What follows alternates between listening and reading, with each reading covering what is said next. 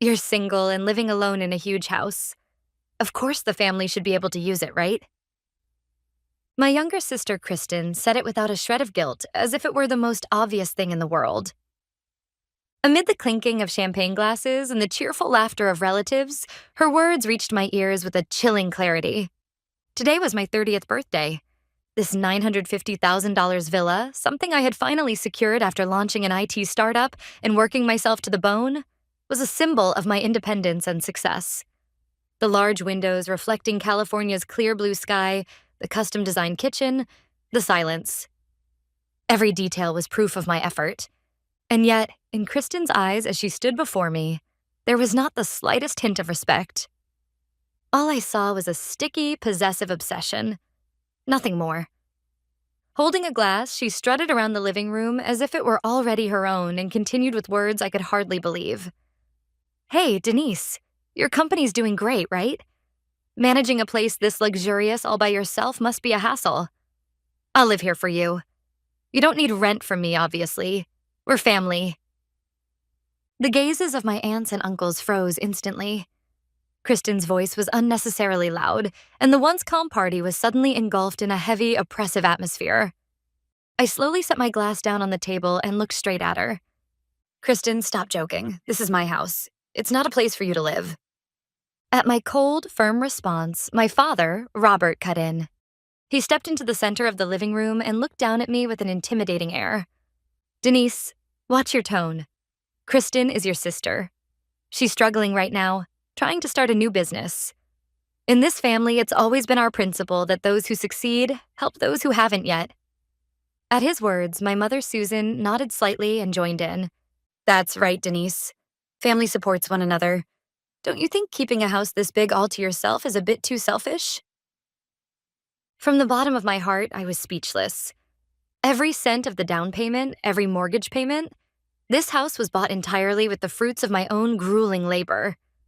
Mom, Dad, this house is my sanctuary. I won't let anyone trample into it, family or not.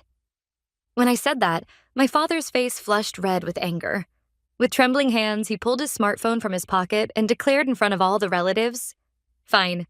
If that's how you want it, I won't hold back anymore. The party is over. Everyone, leave immediately. Denise, brace yourself. My lawyer will be here shortly. I'll straighten out the legal rights to this house. The invited relatives, wearing confused expressions, began setting down the food and drinks they were holding. My long-awaited 30th birthday was about to end in the worst possible way. Normally, this would be the moment to break down in tears, or explode in rage and shout back. But instead, I was desperately holding back laughter.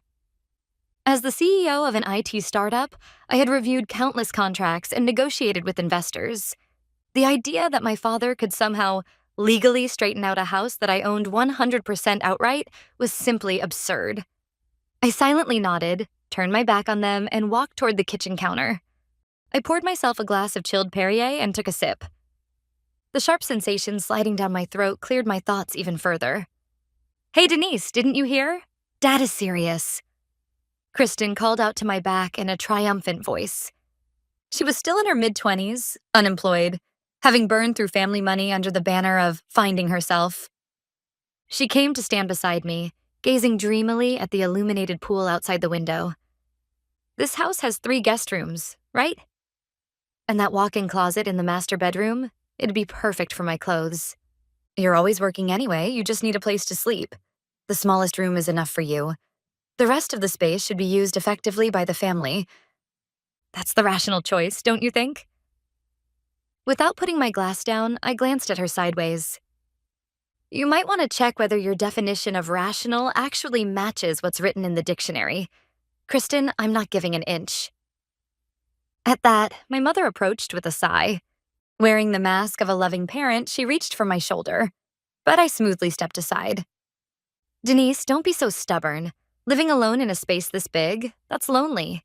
If Kristen lives with you, it'll be lively. She can learn about business by staying close to you. It's a win-win. Are you really going to reject your family's love? Has success made your heart that cold? Family's love? I couldn't help but laugh out loud. Riding on someone else's success to live rent-free in an upscale neighborhood is called parasitism, Mom. The silence in the living room was unbearably heavy, the relatives' stares piercing into us. Unable to stand it any longer, my mother forced an awkward smile and grabbed my arm. Denise, everyone is watching. Let's not argue here. Why don't we step out into the hallway? If we talk quietly as a family, I'm sure you'll understand. Accepting my mother's suggestion, I left the living room with my father, my mother, and Kristen, and we moved into the wide hallway. The moment we stepped into the silent corridor, something happened. A certain smell tickled my nose, completely different from the aromas of food and wine drifting from the living room. It was that cheap, cloyingly sweet perfume Kristen always wore. This wasn't the scent of someone merely standing beside me. It was heavier, ingrained, like it was seeping out from deeper inside the house, from the residential area upstairs. A bad feeling shot through me, and I sprinted up the stairs to the second floor. "Hey, Denise, where do you think you're going?" my mother shouted after me. Ignoring her, I flung open the door to the guest suite. The sight inside made me catch my breath. In what should have been a pristine guest room, one I hadn't invited anyone to use yet, several gaudy, familiar suitcases were scattered across the floor. From the closet spilled out dresses in unmistakably Kristen's terrible taste. Her handbag was tossed onto the bed, and cosmetics were strewn messily across the dresser. What is this supposed to mean? Kristen, who had followed me upstairs, leaned against the doorframe and smiled slyly. Something glinted in her palm. It was a duplicate of the high-security smart key I had specially commissioned when designing this house. Something no ordinary locksmith should have been able to copy. "Surprised?" she said smugly. "Dad helped me make it while you were away on a business trip to San Francisco. Leaving one of your keys at Mom and Dad's place was your fatal mistake. I figured it was basically a sign saying, 'Family can use it freely,' so I happily took you up on it." She showed no shame at all. If anything, she puffed up as if playing the role of the clever little sister. My father and mother caught up moments later, making no attempt to hide anything. "Denise, don't make such a scary face," my father said casually as he walked past me and sat down on the luxurious leather sofa in the guest room. "It's basic risk management for parents to have a spare key to their daughter's house. What if you collapsed? What if there was a fire? We're always worried about you." "Worried?" I sneered. "That's hard to believe. Bringing in luggage without my permission and occupying my private space? Is that what you call risk management?" I threw open the closet door. Where my business suits should have been were Kristen's flashy party dresses and piles of shoes I didn't even know the origin of. "This is practically theft. Kristen, pack your things and leave immediately. Otherwise—" "Otherwise what?" Kristen shrieked. "You're always like this, Denise. Acting like you're the only special one. You think you built your company all by yourself? Dad raised you strictly when you were little, didn't he? Mom cooked healthy meals to support you, didn't she? And this is how you repay them, refusing to lend one room? As a human being, you're beyond saving." My mother wrapped an arm around Kristen's shoulders and looked at me with the eyes of someone watching a tragic heroine. "Denise, you see, Kristen is preparing to launch a new apparel brand using this house as her base. Having an address in such an upscale neighborhood will earn her credibility with business partners. Do you really have the right to crush your sister's dream?" Every single one of them genuinely believed my house was shared family property. In their minds, my success equaled the family's collective victory, an utterly misplaced logic. My anger faded, replaced by a certain clarity. Words would never reach these people. Neither logic nor emotion would survive their filter of greed. They would all be twisted into the selfish refusal of an ungrateful daughter. "Fine," I said quietly. "Didn't you say you called a lawyer, Dad? Then let's discuss this thoroughly, with a third party present." "You should have said that from the start," my father replied, nodding in satisfaction. "I've already called my friend, Attorney Morris. He specializes in real estate disputes. He'll give you a proper lecture on how legally meaningless your possessiveness really is." I took out my phone and checked the screen. Dozens of notifications stared back at me. Alerts from the hidden cameras installed throughout the house, going back several days. Yes, I already knew. While I was away on business, they had entered my house repeatedly, lounged on my bed, and helped themselves to expensive vintage bottles from my wine cellar. The reason I had deliberately invited the entire family to this housewarming party was for this very moment. "Hey, Kristen, That spare key you found at Mom and Dad's. Did you really think I'd simply forgotten it there by accident? At my cold question, Kristen's triumphant smile froze instantly. What are you talking about? It's your fault for leaving it there. No, it was bait.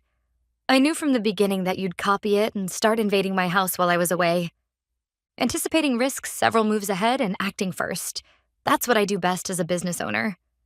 Your shallow greed was easier to read than a bug-ridden program. So this was all a setup from the very beginning? My father pointed at me with a trembling finger, his voice shaking with rage. That's right, Dad.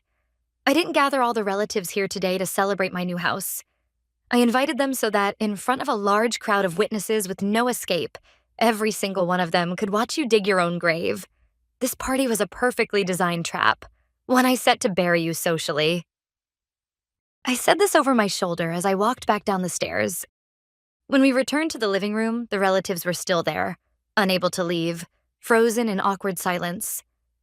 A moment later, the doorbell rang. It was the arrival of the lawyer my father had called, his so-called ally of the family. But almost at the same time, I completed a certain operation on my smart device. When the front door opened, Morris, my father's longtime friend and attorney, stood there. Well, Robert, calling me out on your daughter's birthday night? This doesn't sound like a peaceful situation. Morris set his briefcase down with practiced ease, glanced briefly over the relatives gathered in the living room, and finally turned a cold gaze on me. My father rushed up to him as if he had been waiting all along and clapped him on the shoulder. You came, Morris. As you can see, my daughter is behaving in an utterly inhumane way toward her own family.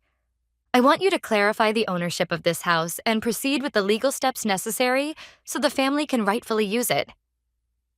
Morris addressed me in a tone one might use to lecture a poorly behaved child. Denise, I've heard the situation from your father. You're single, and hoarding such an enormous asset while denying access to family members in need could be interpreted as contrary to the law. Let's resolve this amicably. We'll draft a contract recognizing certain rooms as Kristen's residence and place of business. That would be best for everyone. Without even glancing at the documents he tried to present, I checked the time. Mr. Morris, I appreciate your professional advice, but before drafting any contracts, it seems there's a physical problem that needs to be addressed first. A physical problem? The moment Morris frowned, a sharp siren sliced through the stillness of the night, growing louder by the second. One car, then another. Blue and red warning lights flooded the large windows this villa was so proud of. What is this? What's going on? My father shouted, rushing to the window. Outside, 3 police cars had blocked the driveway, and armed officers were stepping out. Denise, don't tell me you called the police? My mother asked in a trembling voice. Yes. I reported suspected trespassing and unlawful occupation of assets. A police officer knocked on the front door. I calmly opened it and welcomed 2 officers inside. Thank you for coming. I'm Denise Parker, the one who filed the report. The affected areas are the guest room on the 2nd floor, as well as the kitchen and the wine cellar. Wait! This is a mistake, my father shouted, pushing forward. I'm the homeowner's father. This is just a family dispute. There's no need for police involvement. This lawyer here can prove that. But the officer stopped him with a sharp look. Mr. Parker, according to the report, the security system detected an intrusion using an unauthorized duplicate key, and there is evidence of repeated unlawful entry over several days. We'll need to inspect the premises. Morris was visibly shaken by the police presence. He had come to help my father, but standing before officers, he understood better than anyone how powerless family sentiment was as a shield. As the relatives watched in stunned silence, I mirrored my phone's screen onto the massive monitor in the living room. Everyone, let's take a look at what happened in this house during the 3 days I was in San Francisco. The screen displayed clear night vision footage. It showed my father unlocking the door with the illegally made key, followed by Kristen and my mother entering triumphantly. Kristen danced in my living room. My mother opened my expensive jewelry box and tried things on without permission. My father carried bottles worth thousands of dollars each out of my wine cellar. Then the audio recording played. Denise is so naive, working honestly like that. Once we establish the facts on the ground, she won't dare kick us out because she'll worry about appearances. This house is ours. Kristen's mocking voice echoed through the living room, and a wave of shocked murmurs rippled through the relatives. That's horrible. I can't believe it was all so calculated. I turned back to the officers. They deliberately entered my home while I was away and damaged my assets. Even now, they've brought in their belongings and continue to occupy the house without my consent. This is a clear crime. Faced with the irrefutable evidence on the screen, Morris dropped the fountain pen he had been holding. He couldn't even bring himself to look at my father. He just stood there, stunned. Well then, Mr. Parker, one of the officers said, stepping directly in front of my father, we've reviewed the footage. You stated that you made the key to manage your daughter's house. But in these videos, you appear to be browsing through her jewelry without permission and consuming expensive alcohol. Furthermore, there is an audio recording in which you say you intend to create a fait accompli so she won't be able to kick you out. This goes beyond management. It constitutes suspected premeditated trespassing, theft, and unlawful appropriation of property. That was freedom of speech. Obviously, it was a joke. My father's voice cracked, sweat pouring down his forehead. He looked desperately to Morris, the attorney, for help, but Morris had already closed his briefcase and stepped back. Robert, I'm sorry, but in this situation, there's nothing I can do, Morris said quietly. Before any legal advice can even be given, clear evidence of criminal activity has been made public. If I stay here any longer, my own law license could be at risk. With those words, the family's last remaining shield vanished. Next, an officer stopped Kristen, who was coming down the stairs clutching her belongings. Miss, what's inside that bag? What do you mean? Obviously my clothes. Are you saying staying at my sister's house is a crime? She tried to bluff as usual, but when the officer asked her to open the bag, her hands began to shake violently. Inside were branded accessories taken from my closet and several unopened high-end cosmetics. These were supposed to be gifts. Denise is single and has more than she could ever use. The bags would be happier if I used them. One of my aunts finally snapped. How shameless can you be, Kristen? Have you ever once thought about how hard Denise worked to build this life? The officers continued methodically. Denise, we'll proceed with filing the formal report. Please submit records showing how the duplicate key was made without authorization, along with the timestamps of the intrusions. Yes, the smart lock access logs and the full set of cloud-stored surveillance footage are already prepared for transfer to the police server. As I operated my device, the data synchronized instantly with the officer's tablet. As the CEO of an IT startup, my home security was built on a level far beyond that of an ordinary household. This is flawless evidence, the officer said, nodding. Based on trespassing, theft, and property damage, and considering the total value of the losses, this may qualify as a felony, not a misdemeanor. Robert, Susan, and Kristen, you are to vacate this property immediately. Any resistance will result in arrest on the spot. This can't be happening. It's already night. We have nowhere to go. My mother collapsed into tears, but the officers showed no mercy. The moment you entered without the owner's consent, this ceased to be your home. Prosecutors will review the case and issue arrest warrants shortly. Until then, reflect carefully on the seriousness of your actions. Under the relatives' contemptuous stares, my father, my mother, and Kristen were escorted toward the front door. Kristen screamed until the very end. This is all your fault, Denise. You're just cheap. Her voice was swallowed by the wail of police sirens as the patrol cars pulled away. After the storm passed, only silence remained in the living room, along with the relatives' deep, weary sighs. When the red lights finally disappeared into the distance, I exhaled slowly and turned to face them. They were my aunts, uncles, and cousins, people who lived in society with basic decency. Unlike my parents. I'm truly sorry. You came here today to celebrate my 30th birthday and my new home, yet you had to witness something so ugly. But please understand this one thing. I invited you here because I wanted the truth to be seen openly, not handled in secret. My uncle stepped forward and gently patted my shoulder. You don't need to apologize, Denise. If anything, forgive us for not realizing how much you were carrying alone. I never imagined Robert had become so greedy. Your decision was the right one. What they did is unforgivable, not just as family, but as human beings. The others echoed their support. Threatening you with a lawyer, no real parent would do that. If you ever need help, Denise, call us anytime. We're on your side. One by one, they left with words of encouragement.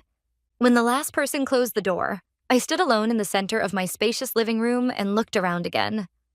Kristen's luggage scattered about, the wine my father had drained, the traces of where my mother had rummaged through my belongings. Well then, time to start cleaning, physically and legally. I opened my banking app on my phone. Every month, automatic payments had been deducted from my account for my father's luxury sedan and my mother's SUV. Gifts from a successful daughter, paid out of goodwill. That goodwill was now completely gone. Without hesitation, I canceled every single automatic payment. The next morning, I received a call from the officer who had handled the case. Denise, the review of the evidence is complete. The prosecutor has determined that this case qualifies as malicious residential trespassing and premeditated theft. Arrest warrants for your father, your mother, and Kristen will be formally issued today. Strangely, I felt no sadness when I heard those words. What I felt instead was a cold, clinical sense of completion. The same feeling I get when a difficult project is finally, decisively finished. 3 days later, I was in my company office watching a certain video my lawyer had sent me. It was footage of my family being arrested in front of their house.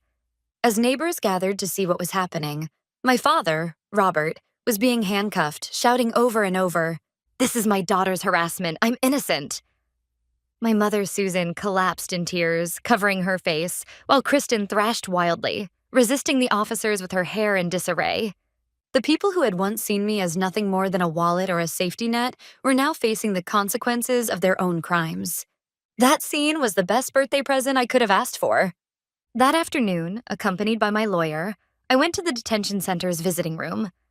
I wasn't there to offer forgiveness. I was there to deliver an ultimatum.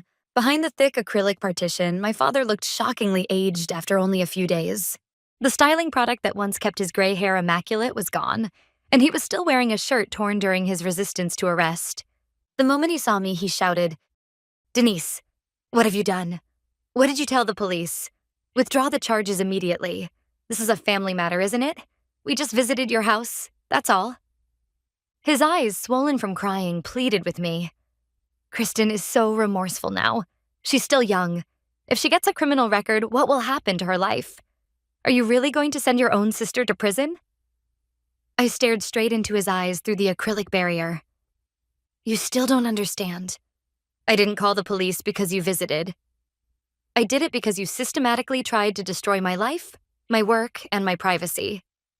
Before worrying about Kristen's future, why didn't you stop her when she tried to steal tens of thousands of dollars worth of items from my closet?" "That's because she wanted them. As her sister, it was only natural for you to give them to her." That single word, natural, extinguished the very last trace of attachment I had left. Natural. That word is what brought you here. Before I turned 30, did you ever once say happy birthday to me? When I built a $950,000 house, did you ever acknowledge the effort it took? All you ever calculated was how much easier and more luxurious your lives would become. I stood up and straightened the collar of my coat. "I've stopped paying the loans. Your cars will be repossessed as early as tomorrow. I will never be your safety net again." "Wait, Denise." Ignoring my father's desperate scream, I left the visiting room without looking back. Outside, the sun was dazzling. I felt light, like a burden I had carried for 30 years had finally fallen away. A few days later, I returned to my villa. The chaos of that night had been completely erased by professional cleaners. In addition to the existing smart locks, I installed a state-of-the-art vein authentication system on the front door. The windows were upgraded to the highest level of bulletproof and anti-intrusion glass, and AI-powered motion detection cameras now monitored the property 24/7. I also obtained a temporary restraining order barring my entire family from coming within 500 yards of me. They would never again enter my field of vision. Later, my father and Kristen were convicted of first-degree residential burglary and grand larceny, while my mother, Susan, was found guilty as an accomplice. Because it was their first offense and they accepted the restitution I demanded, they avoided prison and received suspended sentences. However, their lives were permanently branded with the words convicted and criminal record, marks that are fatal in society. According to relatives, they were forced out of the house they'd lived in for years and now reside in a damp, thin walled apartment in the suburbs, constantly blaming one another. They went around crying to everyone that Denise abandoned us, but not a single relative believed them. Every one of them had witnessed what truly happened in my home that day. With criminal records stamped on their resumes, they couldn't find stable work. Now they spend their days doing manual labor at a local warehouse, bundled in thermal gear, hauling cardboard boxes from morning till night. Outside my window, the same beautiful California starry sky as last year stretches endlessly overhead. Alone, but never lonely, I quietly raise my glass in the silence. To my 31-year-old self. Cherish this greatest gift of all, freedom. What I gained on my 30th birthday wasn't a $950,000 villa. It was my own life that no one will ever threaten again.